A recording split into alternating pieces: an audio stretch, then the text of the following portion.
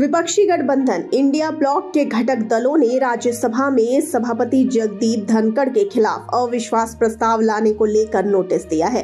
जी हां, India block ने जगदीप धनखड़ पर कार्रवाई के दौरान पक्षपात करने का आरोप लगाया और उनके खिलाफ अविश्वास प्रस्ताव को लेकर आएगी।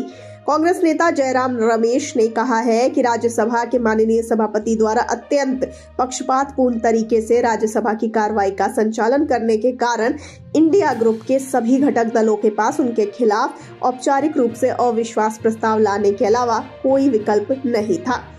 आइए सबसे पहले तो ये जानते हैं कि क्या सच में उपराष्ट्रपति जगदीप धनखड़ को हटा सकते हैं विपक्षी दल। तो बता दें कि विपक्षी दल राज्यसभा में उपराष्ट्रपति जगदीप धनखड़ के खिलाफ अविश्वास प्रस्ताव लेकर आए हैं। इंडिया ब्लॉक द्वारा सदन में पक्षपातपूर्ण कार्यप्रणाली का आरोप लगाते हुए राज्यसभा सभापति के खिलाफ अविश्वास प्रस्ताव लाने के लिए नोटिस दिया है। उपराष्ट्रपति जगदीप धनखड़ के खिलाफ पेश किए गए नोटिस में कांग्रेस, टीएमसी, आप, सपा, डीएमके, सीपीआई और आरजेडी जैसी पार्टियों के 60 सांसदों ने हस्ताक्षर किए हैं। पार्टियों के संविधान के अनुच्छेद 67B के तहत अविश्वास प्रस्ताव पेश करेगी। आइए अब जानते हैं क्या है उपराष्ट्रपति को हटाने की प्रक्रिया। तो आपको बता दें कि हालांकि विपक्षी दलों का यह कदम विफल हो सकता है क्योंकि संख्या विपक्ष के पक्ष में नहीं है। अध्यक्ष को हटाने की प्रक्रिया राज्यसभा में प्रस्ताव पेश करके शुरू की जानी चाहिए। प्रस्ताव को सदन में एक सदस्य द्वारा पेश किया जाना चाहिए और उस दिन सदन में उपस्थित 50% सदस्यों द्वारा पारित किया जाना चाहिए। यदि प्रस्ताव राज्यसभा से पारित हो जाता है तो इसे स्वीकार किए जाने के लिए लोकसभा द्वारा बहुमत से पारित किया जाना चाहिए। यह प्रक्रिया संविधान के अनुच्छेद 67B, 92 और 100 का पालन करती है। आइए जानते हैं क्या है ये अनुच्छेद 67B। तो आपको जानकारी के लिए बता दें कि भारतीय संविधान का अनुच्छेद 67B के अनुसार उपराष्ट्रपति को तभी हटाया जा सकता है जब राज्यसभा में प्रस्ताव पेश किए जाने के बाद उसे 50% सदस्यों द्वारा पारित किया गया है।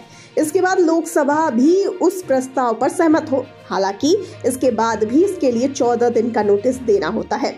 अनुच्छेद 67 में लिखा है कि उपराष्ट्रपति का कार्यकाल 5 साल का होता है। उपराष्ट्रपति राष्ट्रपति को एक लेटर लिखकर उस पर दस्तखत कर अपना पद त्याग कर सकता है। अगर उसके पद की अवधि खत्म भी हो गई है तो उसके उत्तराधिकारी के पद ग्रहण करने तक वह उस पद पर बना रहेगा।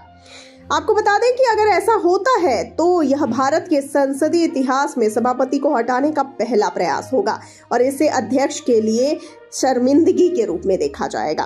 रिपोर्ट के अनुसार विपक्षी सूत्रों ने कहा कि अगस्त में मॉनसून सत्र के दौरान जब इस कदम की योजना बनाई गई थी तब उनके पास सभी इंडिया ब्लॉक दलों के आवश्यक संख्या में हस्ताक्षर थे, लेकिन उन्होंने आगे नहीं बढ़ने दिया क्योंकि उन्होंने जगदीप धनखड़ को एक और मौका देने का फैसला किया था। हालांकि अब विपक्ष ने आगे बढ़ने के लिए राजी कर लिया है।